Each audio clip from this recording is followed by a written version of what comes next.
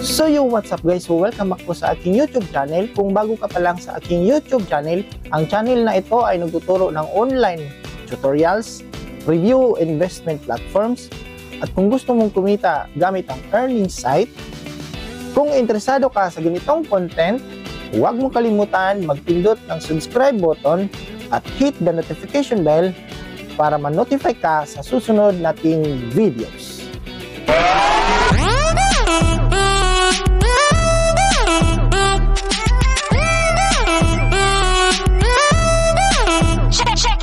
Disclaimer: this channel does not promote or encourage any illegal activities. All contents provided by this channel is meant for educational purposes. So what's up guys? So welcome back po sa panibago nating videos, and for today's video guys, ituturo ko sa inyo kung paano mag-restore ng business account gamit ang ating PayPal account. So dito guys is meron tayong i-resolve na business account. So shout out sa may-ari nito na si A&G Online Shop. So meron tayong tatlong exam o tatlong resolve dito. Ito yung provide proof of fulfillment, provide proof of purchase from supplier, and provide more info on your transactions. So kung ikaw ay nagpi-PayPal business account at wala ka namang products or wala kang sales na tinitinda, so ito po yung isasagot mo. So lalong-lalo na sa mga nagti-trade dyan. So alam niyo na kung anong tinitrade nyo dyan ha. So ayan guys, so dito meron tayong notification na we would like some information from you to ensure that, ayan, so i-click natin yung details. So we need some information from you. So ito nga po yung nakalagay, provide proof of fulfillment. So tatlo po yan guys. So meron po siyang date na kailangan natin maipasa. So June 22. So kailangan nakapag submit na tayo ng mga documents. So ituturo ko sa inyo guys na walang documents dito. So sasagutan natin yung mga exam dito guys. So ang gamit natin is business account. So pipiliin natin dito guys yung pinakababa. Once na napindot natin yung transaction ID, pipiliin natin yung this transaction doesn't involve sale. So yan po yung pipiliin natin. Then i-paste po natin yung the service was delivered electronically. This it's intangible good does not require shipping. So lahat po ng provide proof of fulfillment natin guys is pipiliin natin yung this transaction doesn't involve a sale, and then i-paste natin yung the service was delivered electronically. Ayan, after that, pag na-check na po lahat, pindutin natin yung submit. So lahat po ng provide proof of fulfillment parehas lang po ng sagot. So make sure na wala pong ibang sagot dyan, kundi parehas lang. So next naman is yung provide proof of purchase from your supplier.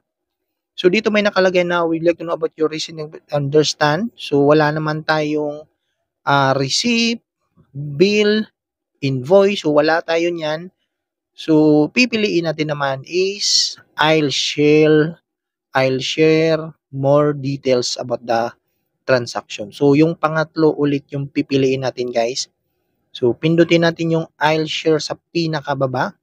So lahat dito guys is kailangan parehas lang po yung sagot nyo. Kasi once na sumagot kayo ng iba, automatic po yan na mapi-permanent limit ka dyan. So ayan po guys, I'll share more details for this transaction. So pindutin natin sa baba, I'll share ulit. I-paste ulit natin. The service was delivered electronically. Ayan. So, I'll share ulit. Then, paste. The service was delivered. So, parehas lang po ng sagot yan guys sa purchase proof of supplier natin. So, I'll share ulit more details about this transaction. The service was delivered electronically. Ayan, so provide proof, I'll share ulit. So parehas lang po yan guys ha. Wag kayong magkakamali dyan. Ayan, pinaka-last natin, I'll share ulit. Then paste natin yung the service was delivered electronically. So your information has been submitted. Go to account limitation. So tapos na po tayong mag-exam sa dalawa. So yung last naman is provide more info on your transaction. So pipiliin ulit natin guys yung I'll share more details about this transaction. So itong account na ito guys, yung PayPal business account natin, ay para po ito sa mga nag-PayPal business account na wala namang products at wala ding sales at may kusang dumadating na pera sa kanilang PayPal business account. So ito yung magandang sagot dito guys. The service was delivered electronically. Ayan, so I'll share more details. This intangible good. Ayan, lahat po ng transaction ID dito guys is parehas lang din po ng sagot. Lahat yan, kailangan hindi kayo magkakamali na pumili dyan. Kasi once na nagkamali kayo guys, automatic na mag-permanent limit kayo dyan. Ayan, so I'll share more details about the transaction. Ayan, so go to account limitation. I-press natin yan after natin sumagot sa tatlong exam na yan. So para din tayong nagbo-board exam nito guys. Ayan, so once na nagkamali kayo dito, automatic permanent limit yung aabutin mo. So gayahin nyo lang po yung video ko guys kung paano natin sinagutan yung bawat resolve natin. So nakikita nyo naman yung business account natin sa PayPal is yan pong merong notification.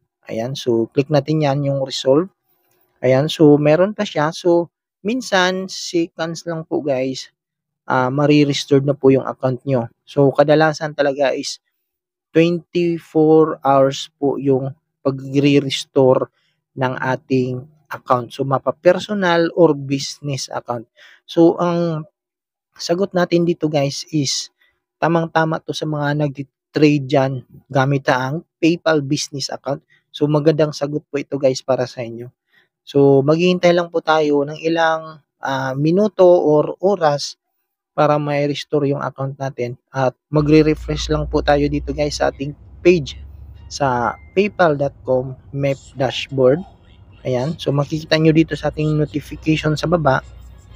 Ayun, so dito sa notification is nawala na po yung red alert. So ibig sabihin yan guys, isa lang ibig sabihin yan, kundi na-restore na po ang iyong PayPal business account. So congratulations kapag ganito kasi pwede ka nang ulit gumamit ng iyong PayPal business account. So tingnan natin sa ating C-Money page. So check natin, ayan. So meron pa tayong on hold at makukuha natin yung pera sa May 21 at May 22. So ganun lang po yung isasagot natin guys para ma-fix, ma-restore yung problema natin dito sa ating PayPal business account at mag-i-email din po yan si PayPal sa inyo na yung account natin na after po natin mag-submit ng resolve, ayan po ang ilalagay. Your account has been restored. So yun lang po guys. So kung may katanungan kayo sa ating video, pwede kayong mag-comment at mag-PM.